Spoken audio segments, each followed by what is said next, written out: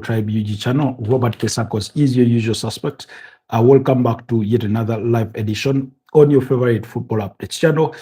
It's a pleasure to be back on this beautiful day, the 3rd of January, 2026. It's a new month. It's a new year. So we are glad. We're happy to be alive. We are happy to be here. And I hope you will enjoy your time with us.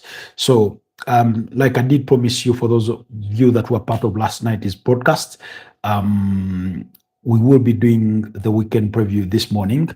And I hope I will have sufficient time to go through it all. Time check is about 8 minutes to the top of the hour of 10 a.m. Here in Kampala, Uganda. That's the time check. So looks like our audios are good. Audios are good to go. So like I said, I will be doing the weekend preview. Plenty of action to come. As much as the Premier League returns for match day 20, the Spanish La Liga is also back from that mini Christmas festive season winter break kind of thing. The Italian Serie A is back. The French League One is back. Last I checked, the German Bundesliga was not yet back. So we'll be looking at what's to come in all those respective avenues in as far as the weekend is concerned. And we see we have it all to do. We have a very, very big game in the Premier League on Sunday when Manchester City entertain Chelsea. It is big by the virtue of the stature of the two clubs. Their current circumstances notwithstanding, we know that Chelsea have since part ways with their manager in Enzo Maresca, a decision that we all know is a bit unpopular in some respect or form. There seems to be a cohort of people, not I just only, but I've seen Jamie Carragher share similar sentiments. I was watching Pep Guardiola saying that Chelsea have lost an incredible manager, an incredible guy. Mikel Arteta alluded to the same thing. So clearly, while some Chelsea fans will be happy that they've gotten rid of a manager who was failing at what he had been tasked to do, I'm sure there's a cohort of Chelsea fans who will also feel that perhaps his outgoing was a little bit premature. You see, when you're an outsider trying to look inside, trying to look inwards, or trying to read into a situation, especially when you do not have all the facts or all the situational analysis, it becomes a little hard to draw to the perfect conclusion. I'll give you an example. If you see a mouse or a squirrel run out of the hole, you may think something big perhaps has invaded its house and it's chasing it out. Maybe there is a huge python or whichever it could be. But do you ever sit to think maybe they've had a fight with the housemate? You know, that's quote unquote, if they're sharing the quarters. So if that real estate is being shared, it could be a fight that forces one to run out. So I use that to try and paint the picture for you of what's happening at Chelsea, or what's happened is that whereas results on the pitch in the last 7 or 8 games or so across all competitions were very, very wanting by Chelsea's own standards, it's not the sole reason, you know? And the idea that because he's been quoted by Manchester City as a possible replacement for Pep Guardiola when he eventually leaves the club, we do not know when that is going to be, but he still has, a year left to his current contract, after this season. We do not know when he is going to choose to bow out. Is he going to say a decade is enough for me here in England, and then he bows out? Or is he going to see out the remainder of his contract? Yesterday, he joked that, I still have a contract and it pays big money. And so I would want to, see it out. He alluded to that. So particularly for Chelsea, we've had all sorts of reasons and justifications.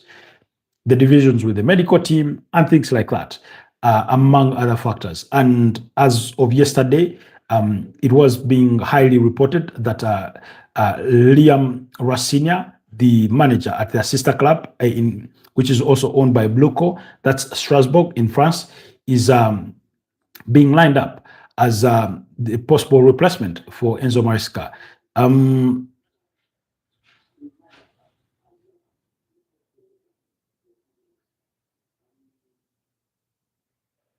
So, in that regard, or in that sense, we'll be reviewing what's to come. So, without wasting any further ado, just give me a second to get this out of the way. But yeah, there's plenty of action that is going to be coming. We're going to talk about the Premier League. We did go through some of those fixtures last night. Arsenal in action today. The other big teams will have to wait until Sunday. Aston Villa are in the early kickoff. They are involved in there.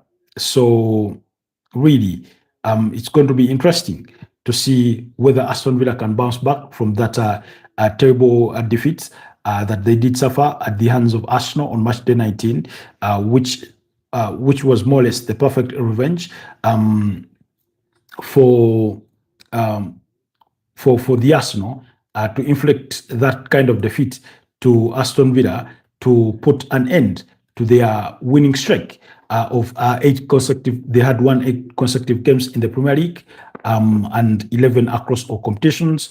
So they put an end to that with that sort of result. So in the early kickoff, like I said, Aston Villa take on Nottingham Forest. Brighton and Hove Albion will be up against Burnley at 6 p.m. as well as Wolverhampton Wanderers up against West Ham. Bournemouth at 8:30 p.m. will entertain Arsenal. Then on Super Sunday at 3 p.m., Manchester United will make the trip to Elland Road. Everton will be up against Brentford, while Fulham will take on Liverpool at 6 p.m. Those games coming, including Newcastle at home against Crystal Palace, while Tottenham Hotspurs will be at home against Sunderland, and then in late kickoff, Manchester City will be up against Chelsea in that beautiful game. So, in terms of the preview, where do we start it all? Let's start with that Aston Villa game. Now, Aston Villa, going through some of their recent games, in the win against Arsenal on match day 15, you felt that they were lucky to get that late winner, but that is the nature of football. Sometimes you need that bit of luck to help aid your hard work to get things over the line. So I thought they were a bit lucky. They came up against West Ham. They won that game by 3-2, having gone to 0 down. They won against Manchester United by 2-1, and similarly against Chelsea. Chelsea had a very, very beautiful first half. They only scored 1, and they got beat in the second half. Now, in that cohort of games, you felt it was a bit edgy for Aston Villa. And you felt that soon rather than later, they were bound to slip up, because when you go away to West Ham, and we're talking about a West Ham side that does not play really, really well, and you go by 2 goals down, that's not a good sign, It's not a good sign. Nonetheless, I still credit them for having the grit, for fighting all the way back to winning those games. I think they won a good number of games from losing positions than they've lost, and yet the same cannot be said for Chelsea. Now, going into match day 19, there's a lot going for that match. Yes, they lost by 4-1, but should some decisions have gone their way, perhaps we would be talking about an entirely different result. Particularly, Mikel Merino was suspicious. He should have gotten a red card, in my opinion, for that pull on Morgan Rogers. I think that should have been a second booking, and he get himself sent off. And I remember as soon as he got away with that one, I was calling for Mikel Arteta to substitute him, because he had been extended an olive branch, one that he did not deserve, on another given day. Because the reason as why I say that, I understand the idea or the mindset of a referee saying, oh, this player is already booked, so I'll waive that foul and wait to catch them on the next. It was so blatant when he pulls him back or when he holds him that you feel he should have been booked, but he wasn't. And the same thing that we just said about Aston Villa, about being lucky, particularly in that 2-1 victory over Arsenal, is the same way Arsenal were lucky against Aston Villa in that regard, on that moment, because while Arsenal were 2-0 up at the time, of course, Martin Zubimendi and Gabriel Magalhaes having scored to put them into that second half lead. You felt that if they had been reduced to 10 men at that moment, perhaps the game would have changed.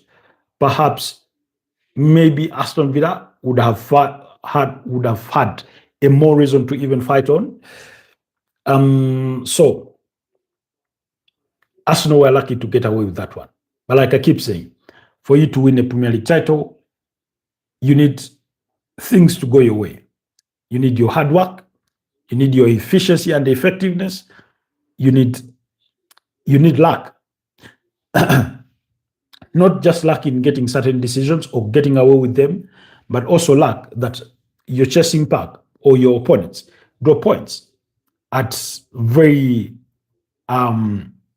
unsuspicious times. So particularly in this particular case, Arsenal go and beat up against Aston Villa, and then Manchester City drop 2 points against Sunderland in that goalless draw. So you need that as well, and that's why I said in the aftermath of that goalless draw between Manchester City and Sunderland, that's the 4-point gap, whereas it was something to be happy about, was not something that you dwell too much onto, very well knowing that Arsenal at one point had been 7 points clear, and those 7 points had been reduced to 2, and that at one point Manchester City played and moved to the summit of the Premier League and waited for what result Arsenal could deliver of themselves to see if they can reclaim their spot at the summit of the Premier League table. So in terms of the teams, Nottingham Forest have not had things go their way.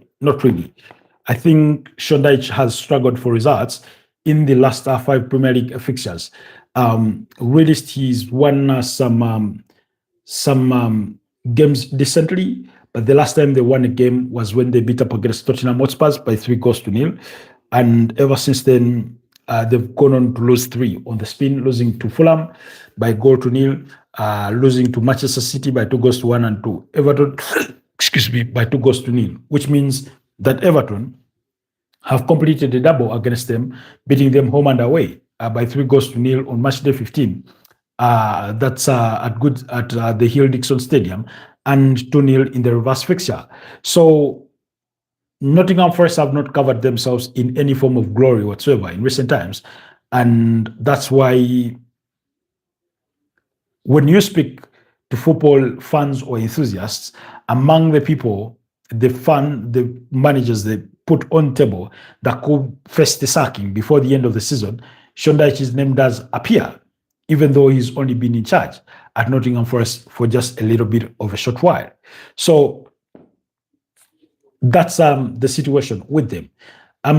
Like I said, Aston Villa were perfect until that game against Arsenal, which is their only sleep, and they will be looking to bounce back.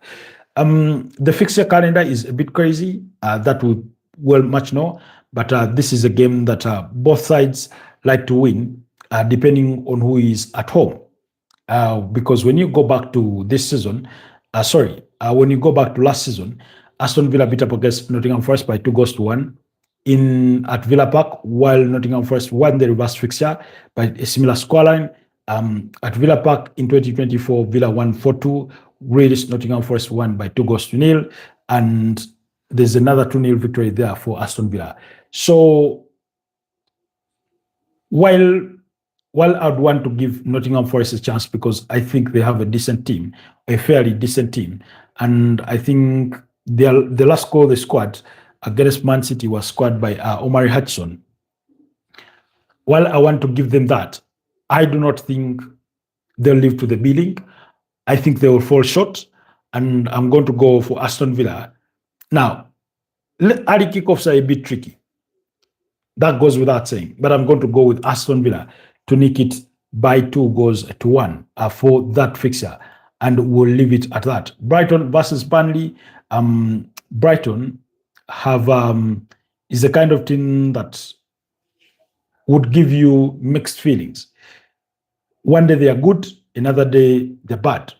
So when you look at the last 5 games, Brighton have not won a single game.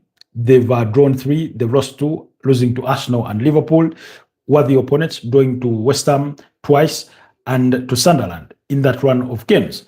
Burnley themselves have not had things go their way. They've lost 3 of the last 5 fixtures and drawn only 2. The draws coming up against Everton and against Burnley. And against Bournemouth. So they too are in no better shape, really. But I'd want to believe that this game could be destined for a draw. In the first, okay, these teams have not met before this season. Like I said yesterday, all teams meeting on match day 20 are meeting each other for the very first time this season. Contrary to norms, that by the time you get to match day 20, you're playing up against a team that you've already played up against in the first round. This season is a bit different. So, but when you look at the last 5 results, there have been 3 draws in between these 2 sides, with a victory for each of the sides. Burnley winning at the Amex Stadium, that was in February 2022, while in the reverse fixture, Brighton had won by 2-1 at Burnley. So knowing that Brighton have not been as good, I think Burnley could chance themselves into forcing a 1-1 draw in this one. Then Wolves versus West Ham. We have always thought that at some point that Wolverhampton Wanderers is going to win a game of football. I thought that would have come in their 2-0 defeat against Brentford. It wasn't the case. For some reason, they've looked more decent, Wolves, than not, up against the big boys, and yet they've still lost games. I'm not convinced that they are ready to win a game of football. They want to, they just do not want it hard enough. Their last result was a 1-1 draw against Manchester United, who had beaten them in the earlier fixture by 4-1. Now, one would think or assume that should be encouragement for them to go ahead and beat up against a team like West Ham, because West Ham, at that bad a side, equally, having lost 3 of their last 5 games, 2 draws, those 2 draws coming up against Brighton in a 1-1 draw and in a 2-1 draw in their last Premier League outing. In between there, they've lost to Aston Villa, Manchester City, and Fulham. So West Ham themselves are that poor. But if West Ham are that poor, then Wolves are worse. Because in the last 5, they only have 1 point to their name. And that's the point they picked up against Manchester United. So much to the fury of Manchester United fans. Understandably so, because if there's anybody looking for 3 points, then on top of that list, the team you put first should be Wolves. Because they've just not won a game of football this season. So they've not done anything this season to make us believe that they are capable of winning a game of football. So I do not know when eventually it will start. I'm not convinced that it is going to start this weekend. It could be the case because, like I said, West Ham themselves are not any good. But also, if you're West Ham, you're looking at this game and saying, this is my opportunity to try and close the gap on Nottingham Forest, because Nottingham Forest are 17th on that Premier League log. I think only 5 points above of West Ham United, who occupy the 18th place on the Premier League standings. In fact, it's only 4 points following that draw for West Ham against Brighton. So if you're thinking you ought to have a chance in this game, in surviving, then for you, Team West Ham, Wolves is a must-win. Wolves is a must-win game. It's not a game that they've always won, but they've won at least on 3 different occasions in the last 5, while Wolves have won it 1-0. Both victories coming at home, at Morineux, for Wolves.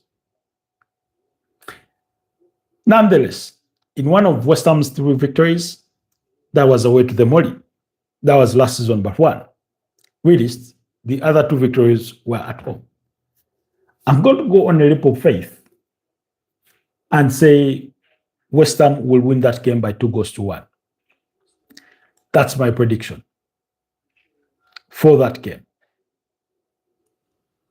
And then comes one of the big games of the weekend.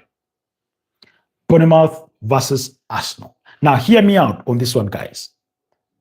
What makes it a big game is not the stature of Bournemouth, because it's not anywhere near close to a Newcastle, a Tottenham, or even an Everton or an Aston Villa. But what makes it a big game is because we are talking about the only team who last season managed to beat up against Arsenal home and away. That's the fact. It is the truth. Bournemouth were the only team to beat up against Arsenal last season, home and away, by 2-0 at the Vitality Stadium, in that game in which William Saliba was given a red card, and in the reverse fixture, which Bournemouth came from a goal down to win it by 2-1. Declan Rice scored for Arsenal in that game. This is one of the games that came towards the tail end of last season, on the 3rd of May 2025. Now, so far this season, Arsenal have painted a picture that every team that gave us a headache last season, or a team against whom we dropped points, whether it was a draw, but more importantly, a loss, we are out to get all 3 points. Or we are out to get something out of this game. They've done it against West Ham, who beat them by 1-0 at home last season. This season, they beat them by 2-0. They did it against Crystal Palace, who forced them into a 2-2 draw last season at the Emirates. Those of you that remember Ebeleche Eze and Jean-Philippe Mateta scoring for Crystal Palace, and I think Leandro Trossard, maybe Bukayo Saka were the goal scorers for the Arsenal. I stand to be corrected on Bukayo Saka's part, but I know Leandro Trossard, I think, was one of the goal scorers. Now, we remember away to Everton, it was a draw last season. This time around, they went to the Hill Dixon Stadium and won by 0-0, that penalty from Victor Gyökeres. Aston Villa beat them at Villa Park this season. They made the perfect revenge and beat them by 4-1. Last season, Aston Villa forced them in a 2-2 draw, having gone 2 goals ahead. So they've painted themselves in a picture that whoever would drop points against last season, or even in the first half of this season, we're coming out for you. And that's why this game is very important for the Arsenal. And the next game is even more important, because their next game will come against Liverpool in the Premier League on Thursday. Now, on Thursday, they play Liverpool, and then on weekend, which will be Saturday the 10th or something, they will be playing away to Portsmouth in the FA Cup. So, that's the significance of this game. When we look at both teams are in a different facets of situations. Arsenal have lost 1 game of the last 5 That was the 2-0 defeat. Sorry, the 2-1 defeat against Aston Villa. On the other side, they've won the other 4 games, beating Aston Villa, Brighton, Wolves, and Everton. Now, if you're looking at that run of results, the one thing that must catch your attention if you're Bournemouth is that Arsenal have lost the knack of keeping a clean sheet. Putting on my Arsenal lenses in the 4-1 victory against Aston Villa, my pain point was that Arsenal could not keep a clean sheet that they eventually conceded. So if you're Bournemouth, you're looking at that and saying, we could get something out of that. Now, on the side of Bournemouth, I do not think there's a team that has drawn more games this season than Bournemouth. They've so far drawn 8 games. They've won 5, and I think they've lost about 6. Bournemouth have not won a game of football in the Premier League, I think since late October.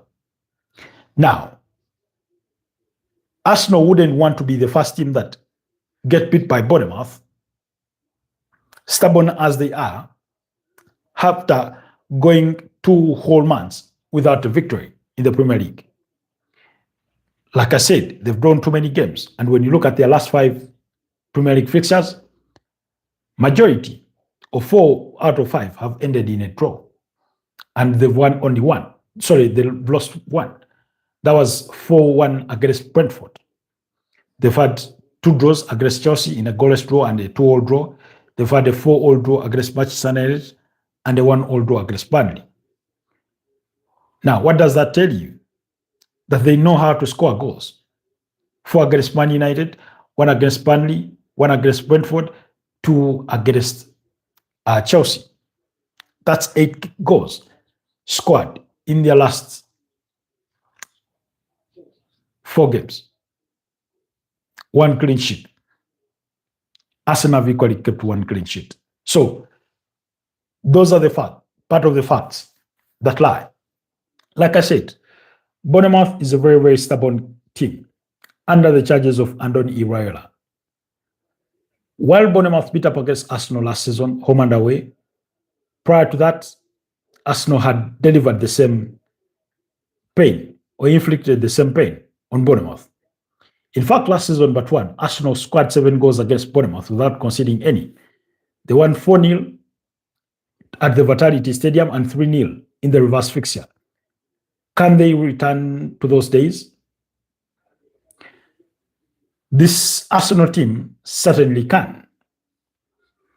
The one thing they would want to rid of themselves, if they ever want to get it, if they ever even get it, is any form of complacency whatsoever. It doesn't matter if you're playing Wolves, who are bottom, or Bournemouth, who have not won a Premier League game in 2 months, or if you're up against a team that you routinely win against. As a Spanish manager, Andoni Iraola is one of those that has caused or inflicted headaches on other Spanish managers in Pep Guardiola, in Mikel Arteta, and Enzo Maresca. Particularly, they did that really, really well last season. So when you look at the last 5 meetings between the 2 sides, Arsenal have won 3, and the other 2 have gone to Bournemouth. There's been no draws. That's why I do not expect a draw here. Before I get to my prediction, there's team news. When it comes to team news, of course, both teams have injuries. For Arsenal, Christian Mosquera, Ricardo Carafiori, and Max Dorman are still out through injury. Same applies for Declan Rice. Reports do suggest that Declan Rice may have traveled with the Arsenal squad. But just because he's traveled doesn't necessarily mean he's going to play. Why? Let's see what Mikel Arteta had to say on Declan Rice when he was asked on if the swelling on his knee had reduced. He said, not yet. We know he missed the game against Aston Villa because he had a swelling on his knee that he had picked up in their 2-1 victory against Brighton. He said, not yet. We have another session today, Apologies on that internet glitch. So he said, so let's see how he comes. Apologies on that internet collapse. I don't know what caused that, but I hope we'll be good to go and that we won't experience it any further for the remainder of this broadcast. So like I was saying, he said, let's see how he comes today and how that's feeling, but he, in brackets, the Villa game was too early for him. Now, I'm one of those who believes that Arsenal can still win a game of football away to Bournemouth without Declan Rice. And on that very note, I'm of a suggestion that even though they may feel he's recovered to play this game, sit him out. Use Christian Nogard, use Martin Zubimendi, use Mikel Merino, use Ebeleche Eze, use Martin Odegaard, use Ethan Wanyeri, if that means to be the case. I'm not saying that because any of those can fit in Declan Rice's shoes. I'm simply saying Arsenal have solutions within their squad in regards to how they can go about it. You have two holding midfielders, Martin Zubimendi and Christian Nogard. Those two can play together.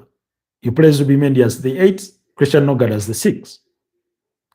Now, the reason as to why I say that is because he's played so many minutes. Even though he may say or he may feel that he may have recovered, the question is, why risk it anyway? Give him another rest, because we're talking about a player who played last weekend, because it's not like he's missed a week of football. No. He's only missed that Aston Villa game because it was in midweek. You know? So let him sit that one out. Let him continue to relax and rest a bit. Why? Because January, like I told you, has 9 fixtures for the Arsenal. Soon you have Liverpool. You will need him more in that game than you're going to need him in Bournemouth. You have a game against Inter Milan in the UEFA Champions League. You have, after that, you have a game against Chelsea in the semi-finals of the EFL Cup.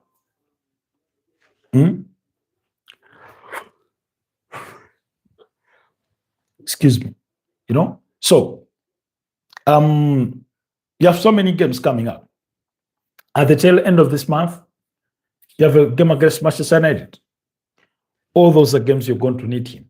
So let him sit this one out. He definitely sits out of that Portsmouth game. The Kairat Almaty game in the UEFA Champions League, he can also sit that one out. In other words, give him as much rest as you can afford him, because in the later stages of the season, you're going to need him even the more. So, in there we mentioned Ebeleche Eze. Now, Mikel Arteta was also asked why Eze seems to not be playing.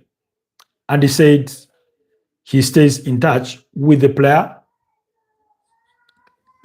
to sort of assess where he is at psychologically and mentally, you know, because he says Eze has played more games this season than he's accustomed to playing at this stage in the season. He said he's played 22 out of 28 games, and he needs to manage the players' mental well-being, psychological well-being, and physical well-being. And although we were suspicious that perhaps his exclusion has something to do with his lapse in concentration for the goal they conceded against Aston Villa, that goal scored by Matty Cash, I do not want to believe, or he seems to suggest that that is not entirely the case. You know, that's what he seems to suggest. And I completely understand that. You know, I completely understand that. That resonates with me. So, besides Declan Rice, Ricardo Carafiori, this game comes a little too early for him. He's one of those players that he's looked brilliant this season whenever he's played. Ricardo Carafiori, especially at left back. But Arsenal are no short of left backs or players that can play at left back. They have Pierre Hincapié. They have Miles Lewis Kelly. All these players can play in that role or in that position. So it's not like Arsenal will be short of numbers. So injuries should not be an issue for them in regards to what they are missing. So Mosquera is still out. We know he suffered that ankle injury, but I think sooner or later, I think before the end of this month, he will be back in the squad. On if Ethan Nwaneri could go on loan, he said every player is important. Every player has a role. That role can change throughout the season for different reasons, and everybody has to be ready to play. That was him. And then on the Enzo Maresca situation, said, I wish him well, all the best. I really like Enzo as a person, as a professional. I think he's done a terrific job at Chelsea. That's a decision that has been made, and I just wish him all the best. So, back to the game itself. We know that Bournemouth, on any given day, they have those players that can hurt you. Alex Scott, Marcus Tavernier, Evan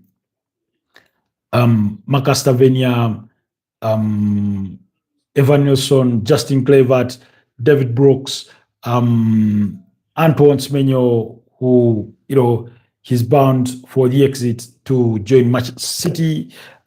Even though Andoni Raiola said he would play this game for Bournemouth, since nothing has been signed yet between the two clubs for the player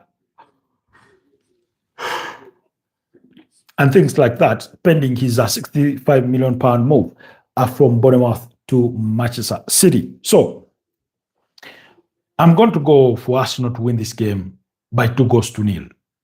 That's my prediction.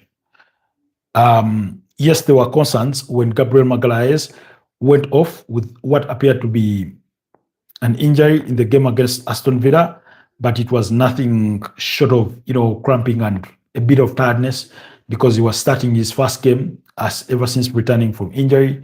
We had only seen him come on in the game against Brighton for a few minutes. So, yeah, no worries about Gabriel Magalhaes. So I've gone for a 2-0 victory for the Arsenal over FC Bournemouth. Then quickly on Super Sunday, action continues. Leeds up against Manchester United. Big game.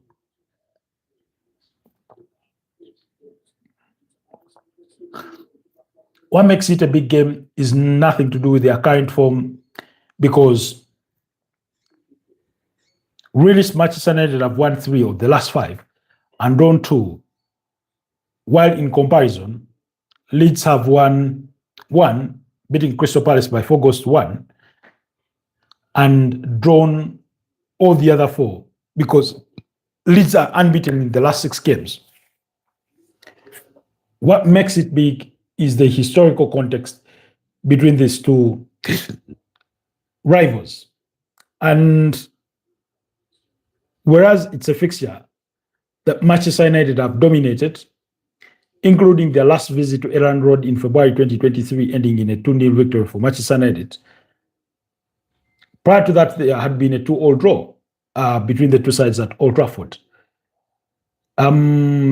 You have to go back to the 2021-2022 Premier League season to find that home and away victory for Manchester United against Leeds, winning 4-2 and 5-1, emphatic victories, but also a goalless draw. Now, my feelings about Manchester United are such that in one moment they can convince you of being a very good side, and in another, they are even below average. That 1-1 draw against Wolverhampton Wanderers did not cover them in any glory, nor did it cover the manager in any form of glory. In any case, it brought some Man United fans to the conclusion that he ain't it, that he is not the right gaffer to lead Manchester United forward. Others who were already fed up with him, it only reaffirmed their ideas and thoughts or perceptions that Ruben Amorim ain't it. Daniel Fakir, on the other side, or on the other hand, has gotten Leeds a little bit funny because 2 draws against Liverpool is not something easy. Albeit you would say Liverpool have not been the best of themselves. Liverpool themselves have put on a run of good results. They've won some games, they've drawn a number of games. But that 4-1 victory over Crystal Palace, in addition to the 3-1 victory over Chelsea, should tell you something. So United will go to Elland Road knowing that anything is possible. They will believe that they can win, but they will also know that they can lose if they are not good enough on the day. They'll be knowing that. The question is, who do you play? Do you go? I do not fancy that double pivot of Casemiro and Manuel Ugarte. I do not fancy it. Now, I understand it's come at a time when, Bruno Fernandes was injured, Mason Mount had a knock, Kobe Mainu was injured. So it did not do Man United any favors in terms of their midfield selection availabilities. Nonetheless, with or without those stars, Man United should be winning these kinds of games. The question is, can they win these games? Can they win these games? I've not been convinced. I'm still not convinced.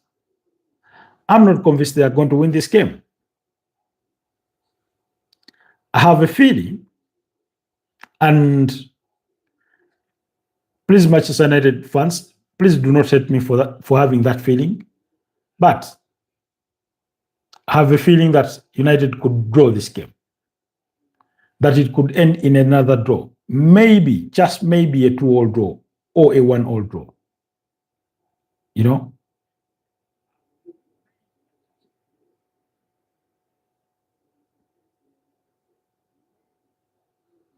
So we know that they are without Bryan Mbeumo, Nusa Mazraoui, and Amad Diallo. Those are ones that are away for AFCON. So those ones won't be in action for Man United. Matthias De Ligt, Harry Maguire, Kobe Maino, Mason Mount, and Bruno Fernandes have all been sidelined, and they're not anticipating to have any fresh problems. So I'm going to go for a draw between the two sides. It could be 1-1, it could be 2-2, but the end result for me is going to be a draw. Everton up against Brentford. I don't know what to expect of these two sides. They seem evenly matched, one would think. They've not yet met this season. It's a home game for Everton. Brentford tend to struggle away from home. They tend to struggle away from home. Brentford, they lost away to Spurs, drew at home against Spurs, beat up against Bournemouth by 4-1 at home, won away at Wolves and drew at home against Leeds. Everton lost to Arsenal, beat Forest, home and away, lost to Chelsea and drew against Burnley. So Everton, they themselves are thereabout. We're talking about the 8th team and the 9th place team on the Premier League clock. Now, on match day 19, we saw as many as 7 draws. So forgive me if I'm giving you another draw, but that's my gut feeling. That's my prediction. I'm going for a 1-1 draw between Everton and Brentford. That's my prediction. Then Fulham at home against Liverpool. Difficult game. Fulham have looked better in the last couple of fixtures. They lost to Crystal Palace by 2-1 on match day 15 and drew 1-1. Perfect score prediction for us on the channel. beat up against West Ham by goal to nil, Nottingham Forest by similar scoreline, and 1-3-2 against Burnley. Liverpool, 2 draws against Leeds, a victory against Spurs, Brighton, and Wolverhampton Wanderers. That's decent. That's decent. And now, Fulham is one of the teams that beat up against Liverpool last season by 3-2 at Craven Cottage and drew 2-2 at Anfield, the team that got 4 points off of Liverpool last season. Whereas Liverpool have been known to win this fixture, having won it 3 times over the last 5, the last 2, particularly from last season, Liverpool did not win any. And as good as they can be, or we expect them to be, take nothing away from Fulham. They're at Craven Cottage, and I do not know, but I'm tilting towards Fulham. It could be a 1-1 draw, or Fulham to nick it by 2-1.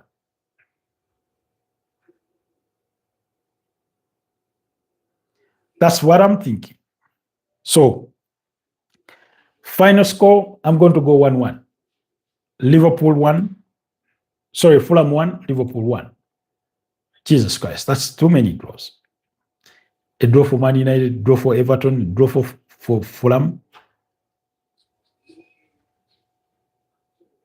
A draw between Brighton and Burnley.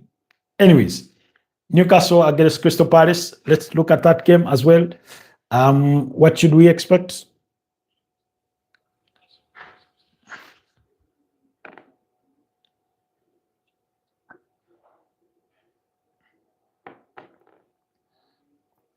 Now, Crystal Palace are a very stubborn side.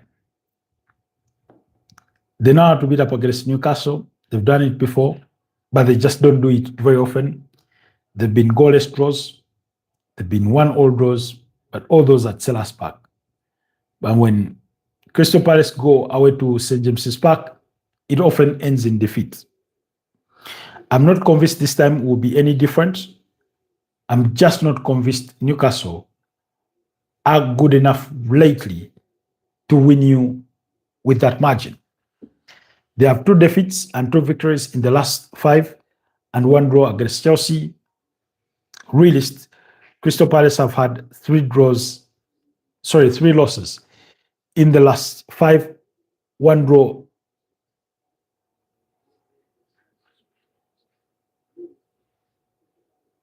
and 1 victory. Jean-Philippe Mateta, they've signed Brennan Johnson from Tottenham Hotspurs. Mark Gay apparently is being linked with a move to Arsenal. We know Liverpool's interest is still there. Manchester City have been mentioned to have interest in Mark Gay. Adam Wharton is being quoted by Liverpool.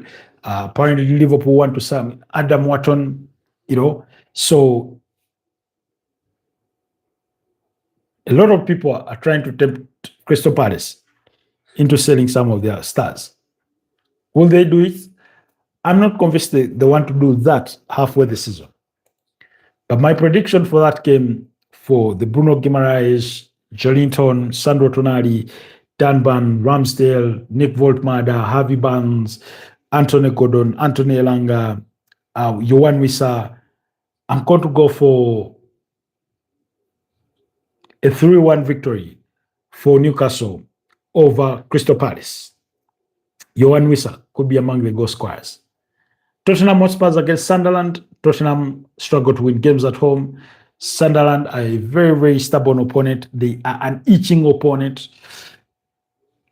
You do not know what to expect with them, but you expect the fight and grit.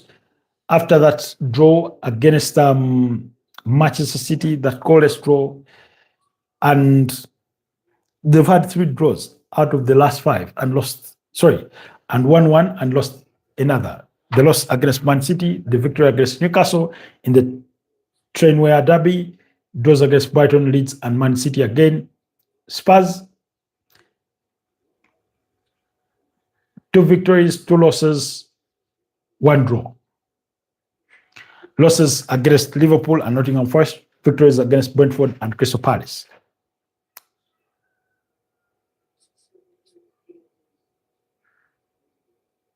I see another draw.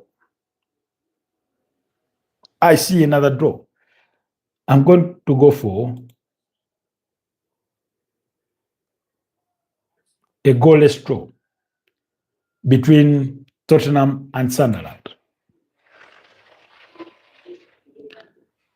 And then, in the biggest game of the weekend that we will have to come, that's going to be the game between Manchester City and Chelsea. Chelsea will be under the interim charges of Carl McFlaken. Sorry, not McFlaken, but is it McPherson? Something like that. Or something like that. The under 21 coach at Chelsea. He will be taking Chelsea in charge of this game. What do I expect? Difficult to say. But Manchester City have been really, really good at home this season. They've been incredible. Yes, they drew away to Sunderland, but prior to that, they were on a winning streak of 6 games. I'm not convinced that it is Chelsea that are going to put an end to that unbeaten run by inflicting defeat on them, even though they have the players that are capable of doing it.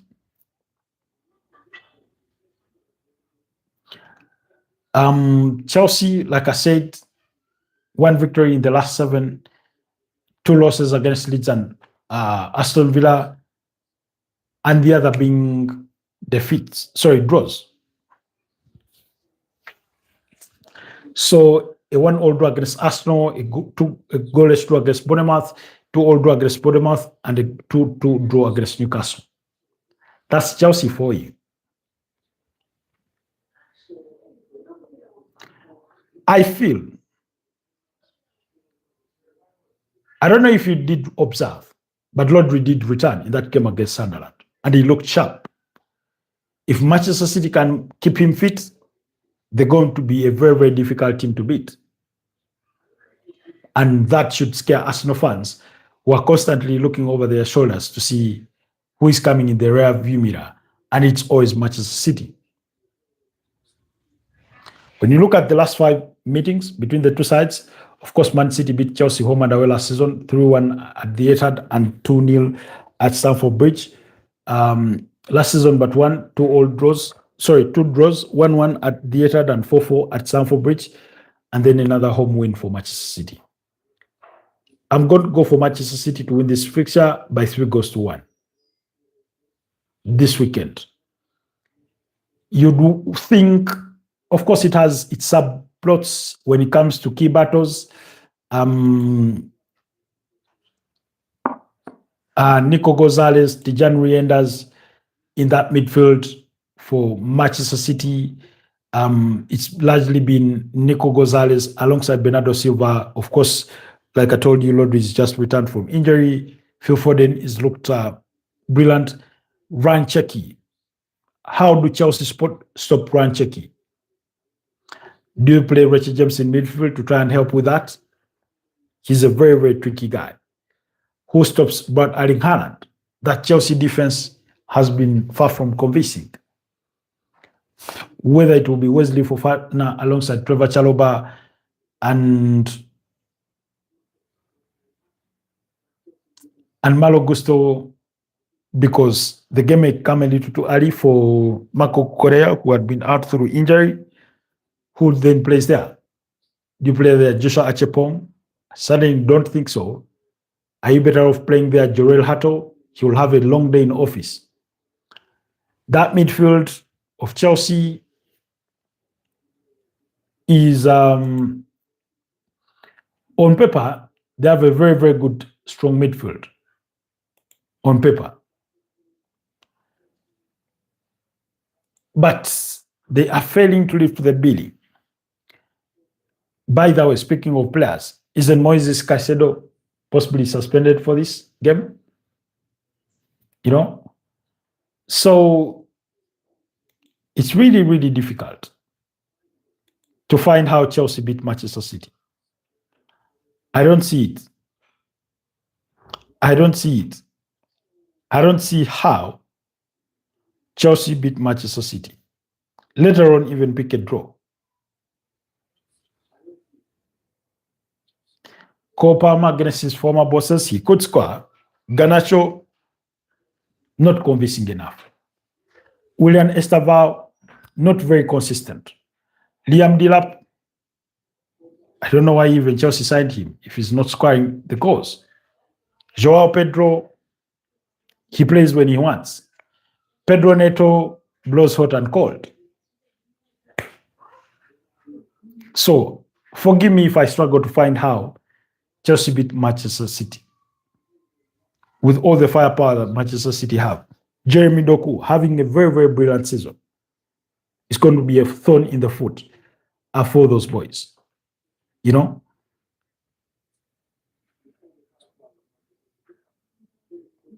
So, yeah.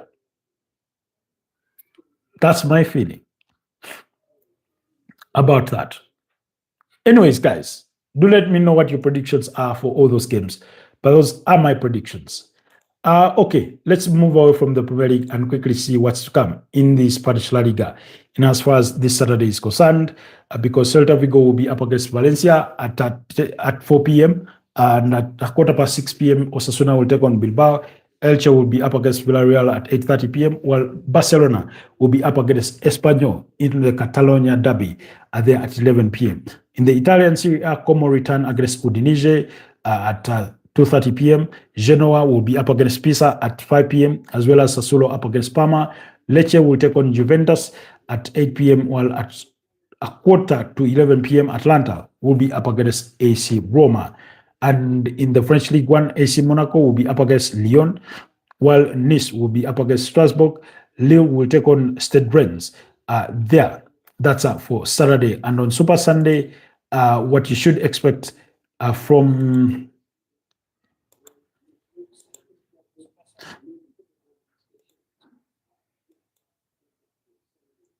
Okay.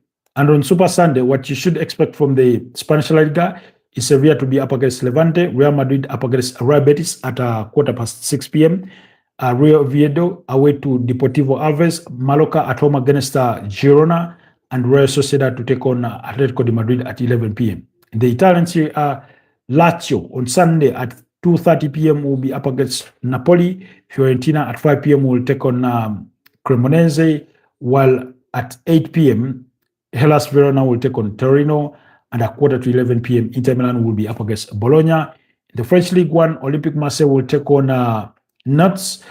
Brest will be up against Auxerre. Le Havre will be up against Angers. Lorient will take on Métis. So that's what's to come in the other leagues. And the late kickoff on Sunday at 10:45 p.m., Paris Saint-Germain will be up against Paris FC in the Paris derby there. So do not miss out on all that action that will be coming your way in as far as the weekend is concerned. Really. So do let me know what your thoughts are on all those games, what your feelings are about all the news that we revealed. Liam Rafinha, according to reports, poised to come in and replace Enzo Maresca. He's spoken very highly of, having managed, he's managing the sister club in Strasbourg, having managed at Hull City before that.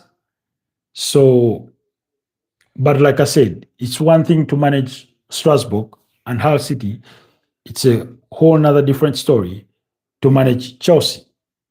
A lot of players to be kept happy and things like that, you know?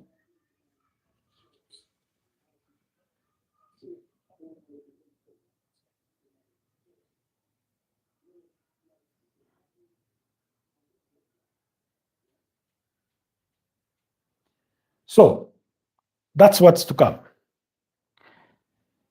If you have any expectations other than that, do let me know down in the comment section. Otherwise, I wish you a blessed weekend. I'll see you guys next time. And bye bye for now.